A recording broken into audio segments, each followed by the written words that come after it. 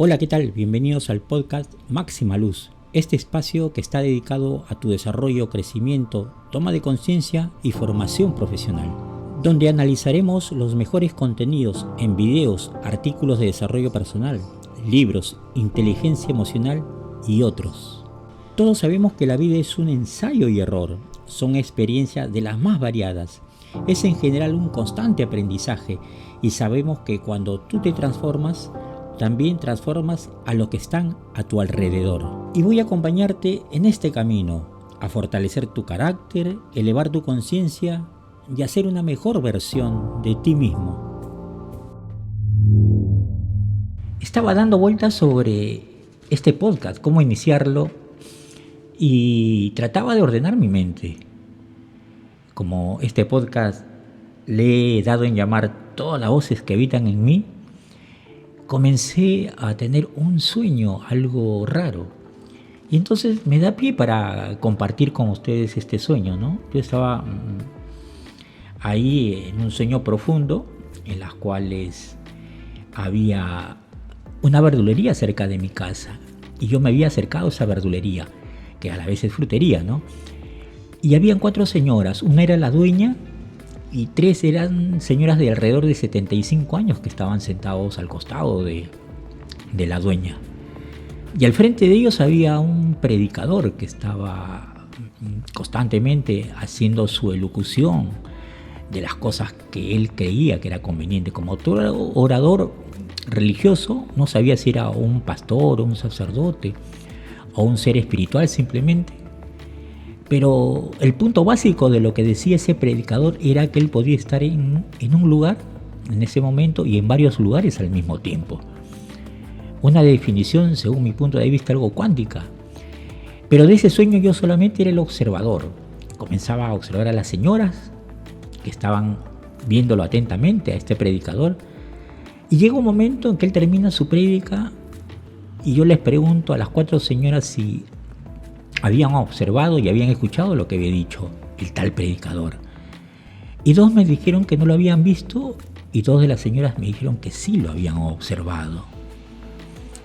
Paso siguiente, comienzo a despertarme del sueño y empiezo a escuchar un poquito ruidos gregorianos en mi oído.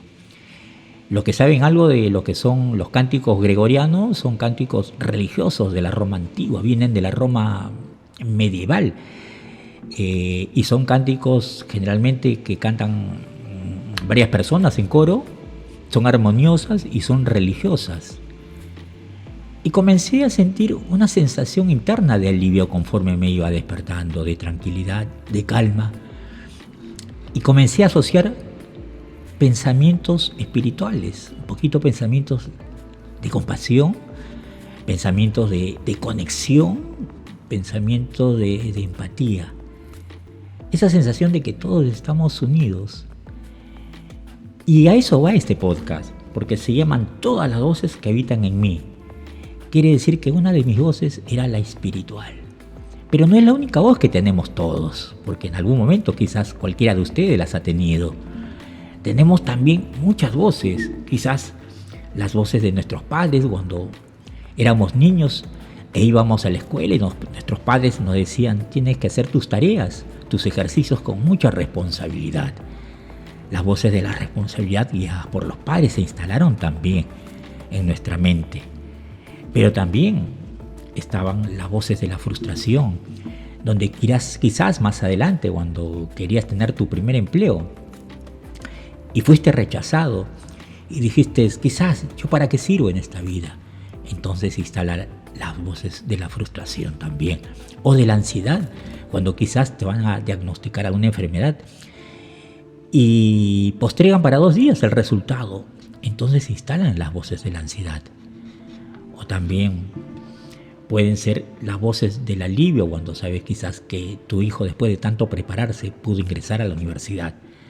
Y así como esas tantas voces que se nos instalan en nuestra mente. Ahora lo comprendemos, sabemos cómo llegan esos pensamientos, cómo se instalaron dentro de nosotros. Es un interrogante que ha tardado siglos y siglos y todavía tenemos muchas definiciones, muchas maneras de observarlo. Pero aquí en El poder de la hora, por ejemplo, Eckhart Tolle, un gran filósofo y espiritualista, nos da algunas ideas. En la parte del prefacio, el editor comenta acerca de Eckhart Tolle. Dice: en la década pasada se convirtió en un maestro universal, un gran espíritu con un gran mensaje que el mismo Cristo y Buda enseñaron.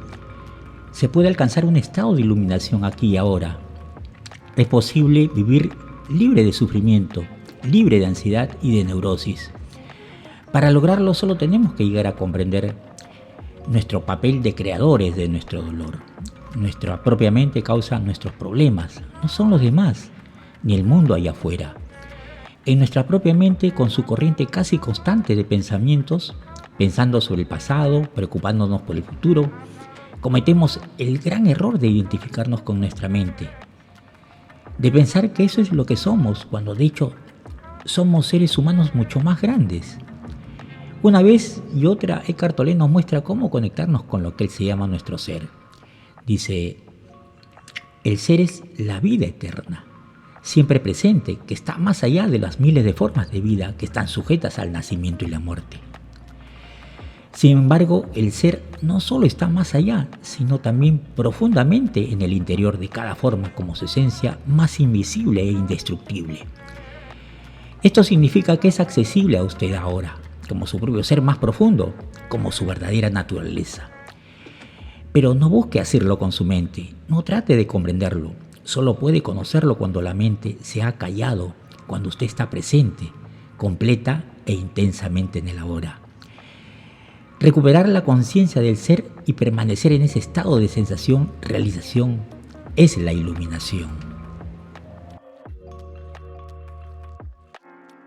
Eckhart Tolle relata en el origen de este libro de la siguiente manera: el pasado me sirve de poco y rara vez pienso en él. Sin embargo, me gustaría contarles brevemente cómo llegué a ser un maestro espiritual y cómo nació este libro. Hasta los 30 años viví en un estado de ansiedad casi continua, salpicada con periodos de depresión suicida. Ahora lo siento como si estuviera hablando de una vida pasada o de la vida de alguien diferente. Una noche, no mucho después de cumplir 29 años, me desperté de madrugada con un sentimiento de absoluto terror.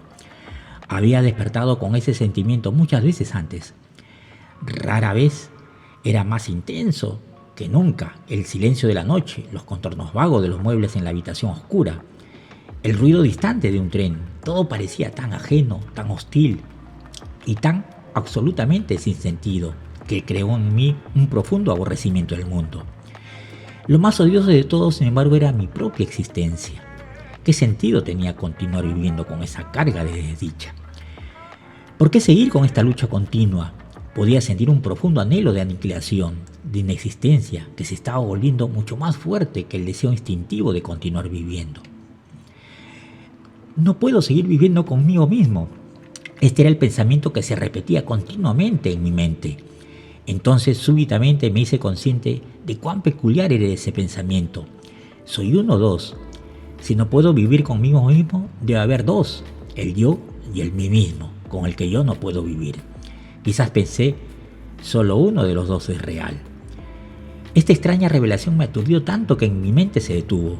Estuvo completamente consciente, pero no había más pensamientos. Después me sentí arrastrado hacia lo que parecía un vórtice de energía. Al principio era un movimiento lento y después se aceleró.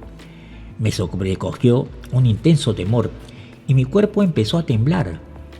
Oí las palabras «no te resistas a nada», como si fueran pronunciadas dentro de mi pecho. Sentía como si me arrastrara a un vacío. Sentía que el vacío estaba dentro de mí, en lugar de afuera. De repente, ya no sentí más miedo y me dejé caer en aquel vacío. No recuerdo lo que pasó después. Me despertó el canto de un pájaro en la ventana. Nunca había oído un sonido así antes. Mis ojos aún estaban cerrados y vi la imagen de un diamante precioso. Si un diamante pudiera producir un sonido, sería de esa manera.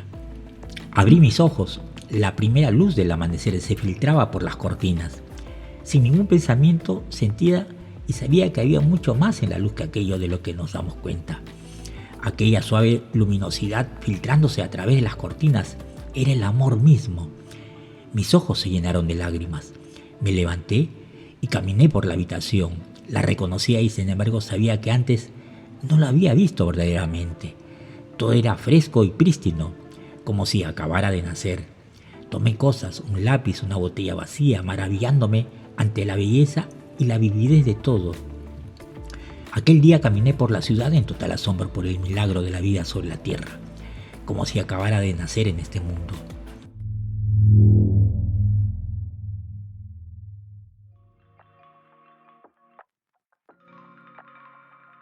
Al haber vivenciado esta experiencia traumática en su vida, a posteriori le llegó la revelación que él era más que su mente y todas las perturbaciones y esas voces interiores solo eran creencias que se repetían y lo atormentaban.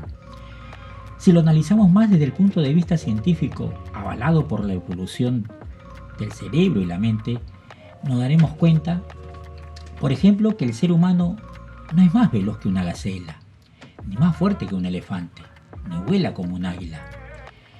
Entonces el cerebro nos ha dotado de una mente consciente como mecanismo de protección, adaptación y supervivencia. Y en una mente de supervivencia generalmente predominan pensamientos de miedo, ansiedad, culpa, pero ya no van dirigidos hacia un animal depredador que me puede devorar, sino ante una sociedad condicionante que te impone muchas veces reglas, prejuicios, modas, moralidades, leyes, reglas, preceptos y creencias en general, una veces orientados a tu orden y educación, y otra a sus propias conveniencias.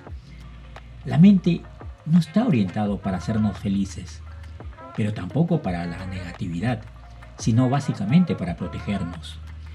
Y nuestros pensamientos lo traducen como: ¿y si me quedo sin trabajo? ¿Y si no llego a casarme? ¿Y si no tengo hijos? ¿Y si mi pareja me deja?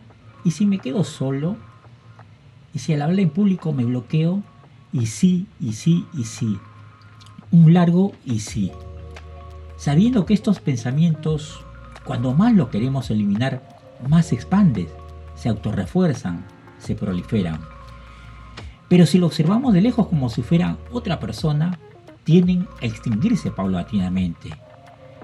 Y después de esa sensación de ansiedad, de miedo, de culpa, de tristeza, o lo que se haya ocasionado, viene una sensación de alivio, de libertad. Y al elevar tu conciencia, empiezas a descubrir que más allá de la mente hay un vasto reino de inteligencia, donde surge la alegría, el gozo y todas esas energías sutiles de unidad y bienestar. Como decía el gran filósofo Epicteto, no nos afecta lo que nos sucede, sino lo que nos decimos acerca de lo que nos sucede.